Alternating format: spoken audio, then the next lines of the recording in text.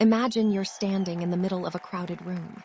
You're making a promise that seems totally natural today, to stay with one person and only one person for the rest of your life.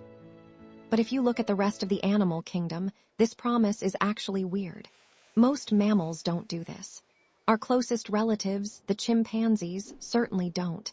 In the wild, forever usually lasts until the next mating season.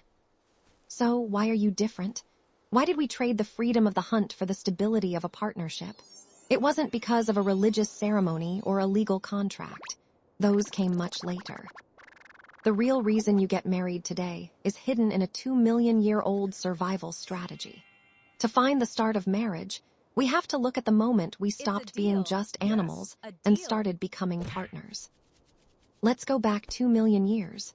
You are Homo erectus. You've just started walking upright, which is great for traveling long distances, but it created a massive biological problem. Walking on 2 legs required a narrower pelvis. At the same time, our brains were starting to get much larger. This created what scientists call the obstetrical dilemma. Human bobbies had to be born early, totally helpless, so their heads could fit through the birth canal. In the wild, a helpless baby is a death sentence. A mother couldn't hunt, gather, and protect a child that needed 24/7 care for years. She needed help. And not just any help, she needed a guaranteed partner. This is the proto-marriage. It wasn't about love, it was about calories. Research into ancient tooth enamel suggests that around this time, males and females began sharing food more consistently. This was the first contract: protection and food in exchange for exclusive child-rearing. Here is the weird historical detail that proves this shift. Look at your teeth. In most primate species where males fight over harems of females, the males have massive, terrifying canine teeth. They are weapons designed to keep other males away. But in the human fossil record, those giant fangs started to disappear millions of years ago. Why? Because we stopped fighting for everyone and started bonding with one. When we moved toward pair bonding, the need for aggressive, mating warrior fangs vanished. Our teeth became smaller because our social structures became more cooperative. By the time Homo sapiens arrived on the scene, we weren't just mating, we were investing. We see evidence of this in ancient burial sites where men and women are buried together, often with shared ornaments, the first wedding gifts from the Stone Age. For nearly 95% of human history, marriage was a flexible, private survival bond.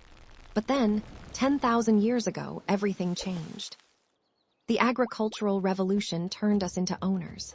We had land, we had goats, and we had fences. Suddenly, who belongs to who became a matter of survival for the tribe's wealth.